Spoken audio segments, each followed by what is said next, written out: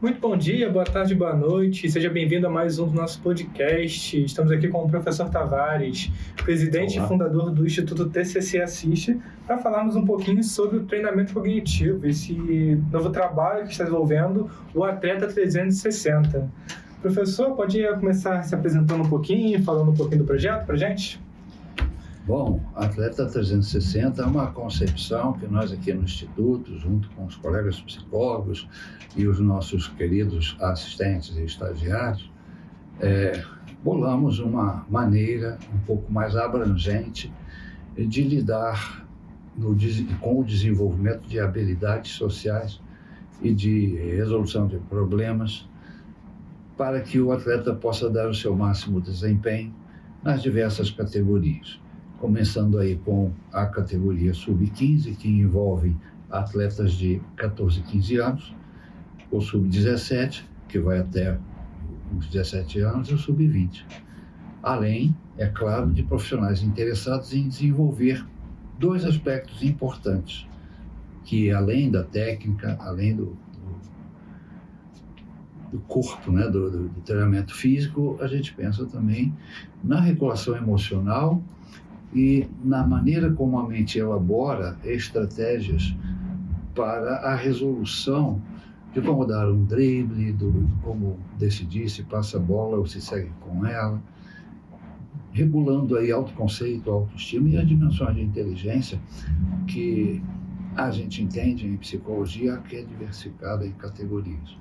Não é só a inteligência lógica matemática, temos várias inteligências. E uma delas bem necessárias para equipes que atuam em conjunto, como o futebol, por exemplo, futebol de salão, possam desenvolver um conhecimento do grupo e de competências que o grupo opera, que os técnicos vão considerar dentro de um campo chamado campo tático. A estratégia continua sendo a do técnico, que vai deliberar quais são as prioridades a cada partida. Contudo, é preciso que o atleta olhe para dentro de si e descubra competências para poder executar esses planos que a técnica e a preparação física, com muito carinho e dedicação, desenvolvem. Então, basicamente, é chegar com mais uma proposta para a evolução do Atleta 360. Nós precisamos, de fato, pensar que a mente é que decide o placar, embora todas as outras componentes sejam necessárias, sejam importantes. É isso. Muito interessante. Me corrija se eu estiver errado. Então, a premissa básica dessa atividade, desse trabalho, é que o futebol não é só físico, não é? O importante não seria só o treinamento físico, o desempenho físico ali. Então, isso gera muitos desafios. Obviamente, esse treinamento emocional, cognitivo, autorregulação, principalmente para jovens da categoria sub-15 e sub-17.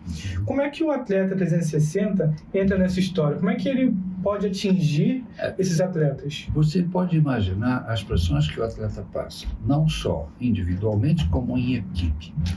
Eu me refiro, por exemplo, à pressão da torcida. Não é tão fácil para um atleta suportar pressões como sugestões e gritos para fazer isso ou aquilo, comentários e críticas sobre o seu desempenho. Isso falando em termos de torcida, mas também existem as intervenções internas, a necessidade do atleta desenvolver-se e conhecer mais sobre as suas habilidades e a sua fisiologia. Por exemplo, um atleta que não sabe cair depois de cabecear uma bola, ele pode fazer uma ruptura do ligamento cruzado. Ele pode ter algum problema fisiológico com a patela do joelho que cai sem um controle do centro de gravidade. Isso não é uma coisa que a gente possa dizer que tem mensuração técnica. Isso tem a ver com a ideia de que qual a forma de cair que não impacta tanto a exigência, né, dessas regiões. E ter diversidade, ou seja, não é cair sempre do mesmo jeito. É bom que se crie hábitos, não é ruim, não. A questão é ter um único hábito, e aí você tem uma repetição desse hábito, causando eventualmente uma lesão por esforço repetitivo. Então o atleta precisa saber aonde vai o seu limite e aonde que ele pode ter alternativas. Entendeu? Ele pode driblar para a esquerda, para a direita, passar a bola na caneta, ele pode fazer uma porção de coisas, mas ele precisa ter a sabedoria de, na hora H, ter o tirocínio, ter aquela habilidade de surpreender o oponente, o adversário. Então, isso não é só uma gingada de corpo. Isso é todo um processo que envolve, inclusive, todo o grupo. O grupo conhece os planos da equipe e ele pode agir através de uma linguagem de sinais ou através de um sistema de comandos que possam guiar determinada prática que já foi treinada antes, ou seja, uma estratégia para bater uma falta, uma estratégia para levar a bola até o fundo e saber quem é que vai poder receber essa bola num cruzamento ou qualquer coisa. Eu estou me referindo ao futebol, mas é claro que todo esporte de equipe vai exigir esse tipo de interpessoalidade e essa capacidade de cooperação. Então nós temos aí várias dinâmicas de observação para saber das habilidades cognitivas, das habilidades sociais, das habilidades emocionais ou afetivas e também das habilidades do futebol, né? Do seu corpo, da funcionalidade. Muito legal. O senhor está falando bastante dos atletas, mas lendo um pouquinho do que está escrito no site do TCC Assist, que todo mundo pode acessar, está lá todo o trabalho, como vai ser desenvolvido, fala também sobre a comissão técnica e sobre a família. Como é que o trabalho vai incluir essas partes também? É boa pergunta, porque nós temos, assim, tipicamente, nas competições, uma aspiração a ascender em termos de qualidade de vida. Então, é comum que pais possam depositar suas esperanças na competência dos filhos. Alguns se dedicam muito. É verdade que alguns se sacrificam também para que o filho a filha possa exercer o seu treinamento e sua progressão nas competições que ela escolhe, né, que essa pessoa escolhe, o menino ou a menina. Mas na medida em que se avançam os sacrifícios, também as expectativas pesam sobre o atleta. O não desempenhar-se, não basta saber que não foi bem, tem que saber por que não foi bem e o que pode fazer para melhorar. Isso é que é importante que os pais compreendam, que é uma pessoa que está em movimento, em progressão no seu desempenho. E isso é uma vida curta, quer dizer, ali pelos 30 e poucos anos, já vem uma decadência física que, digamos assim, não consegue concorrer com os novos que chegam. Então, o ocaso da carreira é muito recente e nós temos que ter um treinamento cognitivo capaz de poder levar o atleta ao seu desempenho máximo e, quando a sua fisiologia começa a recomendar que aquela exigência não é possível, que ele saiba como transferir a vida, né, que falta viver para um caminho de sentido e significado com a mesma intensidade com que ele fez a sua trajetória como atleta e que não tenha, por exemplo, perdas consideráveis, como, por exemplo, não estar mais presente nos noticiários, não estar mais na mídia, como um atleta no seu desempenho, na sua autonomia e na sua, digamos, máxima demonstração de atividade, consegue. Então, aí ele começa a ter algumas coisas do tipo, o que faço com o resto da minha vida? Então, o treinamento cognitivo não é só para desenvolver as funções do atleta, mas a também saber o que vai ser interessante e possível continuar se desenvolvendo dentro do domínio do futebol com outras atividades.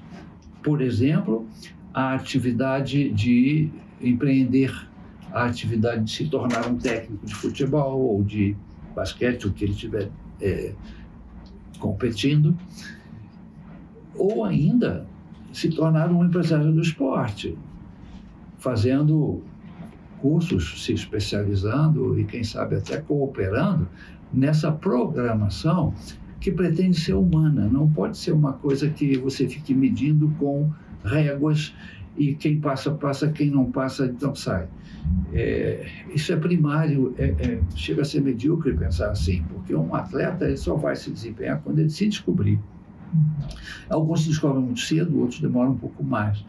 Nós já tivemos exemplos aí que atletas que chegaram aí pelos 28, 30 anos, digamos, apenas satisfatório o seu rendimento, ele de uma hora para outra se imbui de uma vontade, de uma atitude proativa e começa a superar-se. Isso que é importante para um atleta de alto desempenho. Ele não pode querer ser apenas melhor que os outros. Não é isso que vai fazer ele salientar-se de um contexto de grandes presenças. O que vai fazer o salientar-se no contexto é o quanto ele é capaz de melhorar a si mesmo. Como, por exemplo, o atleta Zico, ele colocou aí na internet uma limitação que ele sentia, que era bater falta com a perna esquerda. Ele não conseguia segurança. E ao invés de ele simplesmente aceitar a sua limitação, fora do treino convencional, ele gastava um tempo chutando com o pé esquerdo. Até que ele conseguiu um desempenho que ele considerou satisfatório para ousar, em uma partida oficial, bater uma falta com o pé esquerdo. Não foram muitas vezes que ele fez esse tipo de ensaio, mas quando ele entendeu que aquilo ali era uma surpresa importante para definir o jogo, que o goleiro naturalmente esperaria o padrão dele, que é chutar com a perna direita, ele queima uma passada e chuta com o pé esquerdo, tirando do goleiro aquele diferencial de tempo para reagir. Então, isso é o que mostra ser um atleta de alto desempenho. A gente tem um outro exemplo, que é o Cristiano Ronaldo, que ele é muito metódico, disciplinado, tudo bem, nós precisamos de tudo isso, mas também nós temos um outro lado do Cristiano Ronaldo que a gente não conhece, que é o carinho que ele tem pela família, que é o cuidado que ele tem pelos seus próximos. Isso tudo é um treinamento também, mas na condição afetiva. Ele veio de berço com todo com essa bagagem e pôde se desenvolver porque ele dá atenção 360 ao seu trabalho. Não diria que um trabalho desse façam Cristianos Ronaldos em série, não é isso, porque a gente vai respeitar sobremaneira a singularidade de cada um atleta. Ele precisa descobrir dentro de si seus talentos e causar surpresa ao longo dos seus processos de atividade no clube, no futebol, ou na competição esportiva que ele pertence.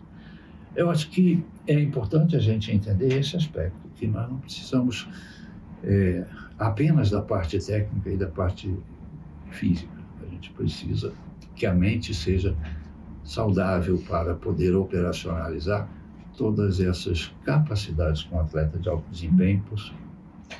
Na fala do senhor, você deu mais atenção para os que seriam, entre aspas, momentos mais críticos. Parar de jogar definitivamente, Perfeito. Os grandes acidentes, mas o projeto também dá atenção para o que seria, entre aspas, menor, por exemplo, trocar de clube ou lesões que não vão fazer ele parar de jogar, mas vão afastar essas pequenas frustrações.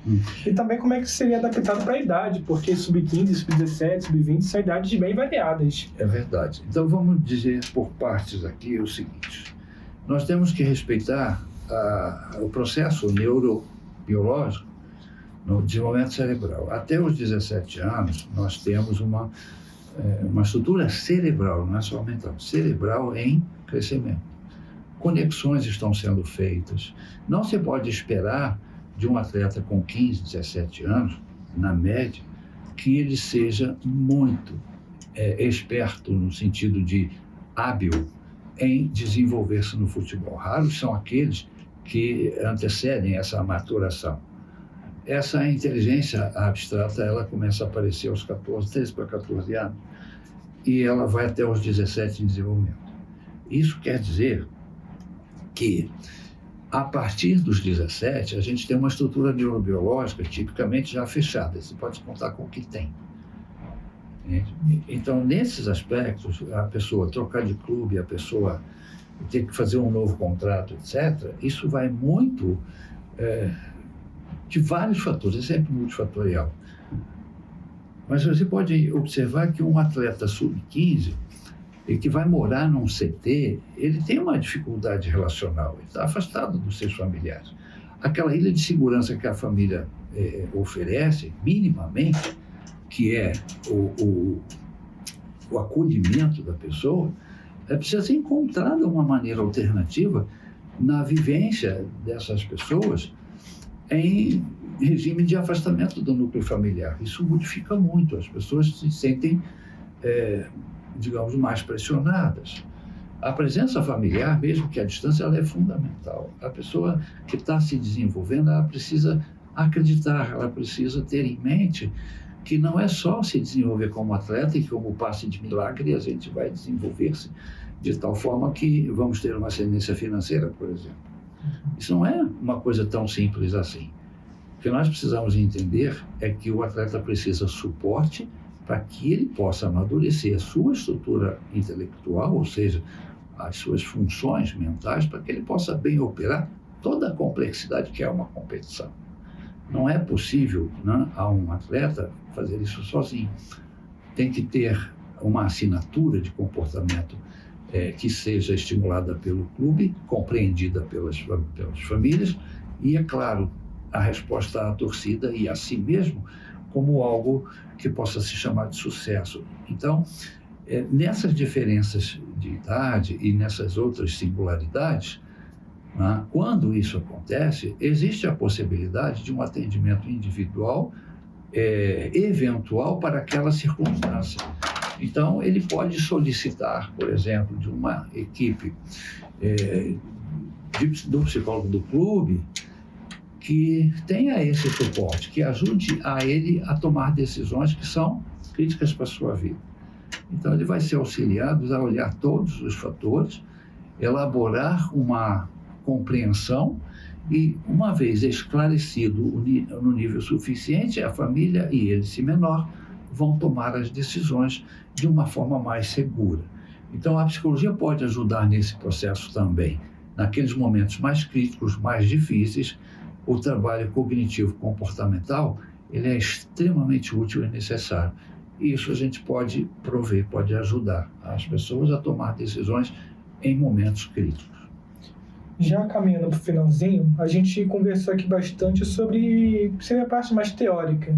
Indo para a parte mais prática de como o trabalho funciona, como é que funcionam os instrumentos, as avaliações? Como é que o trabalho se desempenha nessa parte mais técnica e prática? Bom, é uma boa pergunta. Nós temos instrumentos psicométricos para avaliar progressões. Então, a gente vai ter aí escalas que possam avaliar o desenvolvimento cognitivo, o desenvolvimento de certas habilidades.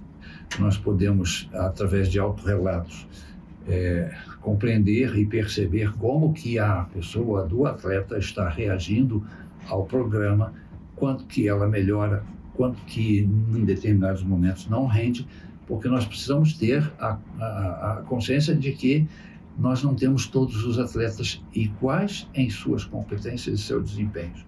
Eles vão dar o melhor de si, segundo as crenças que têm, os valores que têm e as atitudes que tomam. O que a gente pode fazer é ensinar a pessoa a escolher a atitude mais adequada nas circunstâncias em que ela está operando. Então, essa parte teórica implica em desenvolver habilidades de discernimento, não só no campo, digamos, das táticas, das estratégias e das condições fisiológicas de exercer um bom drible, um bom passe, de ter uma competência maior em encontrar, né, o companheiro que vai passar a bola, ou então a fazer um gol ou fazer alguma defesa importante, dependendo de qual é a característica dele em campo.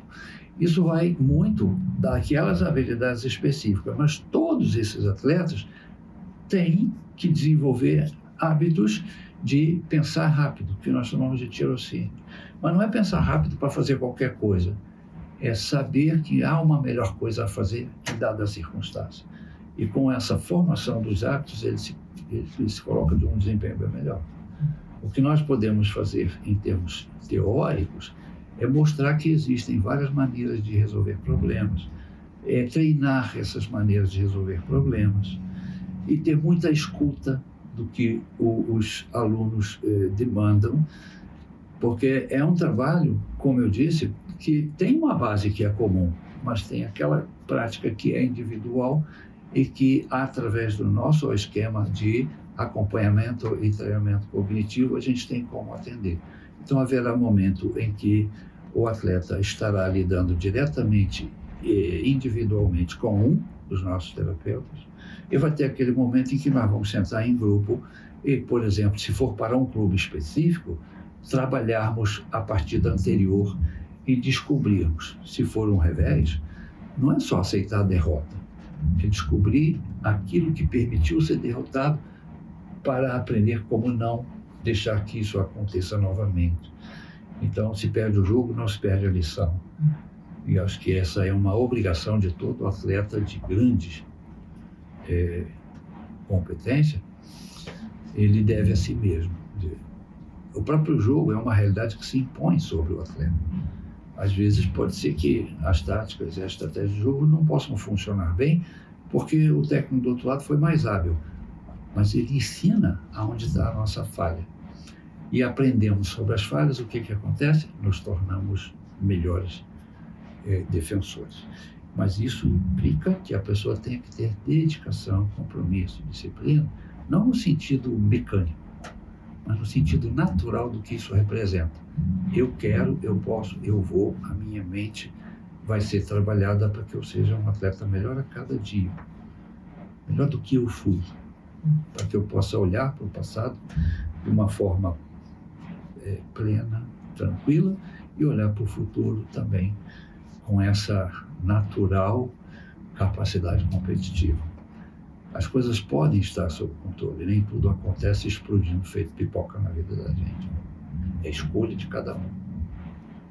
Sensacional. Se você, ouvinte, também gostou do projeto da formação Atleta 360, entre no site do TCC Assiste, leia um pouquinho mais sobre, entre em contato conosco para se inscrever, beleza? Até mais. Muito obrigado, professor. Eu que agradeço. E, meu caro ouvinte, se interessa, você vai ter aí na tela os telefones de contato, você vai ter também o endereço de onde você vai encontrar mais informações, estamos à disposição. E se você tem interesse e tem responsabilidades em algum clube específico, nós temos também propostas que são assim, exclusivas para cada clube. É só fazer contato conosco e a gente conversa e inauguramos aí uma diferença fundamental nas competições. O mundo está entrando nessa era das relações, porque a era do conhecimento, nós já sabemos que já estamos dentro dela faz tempo. Muito obrigado. E obrigado a você que nos assistiu.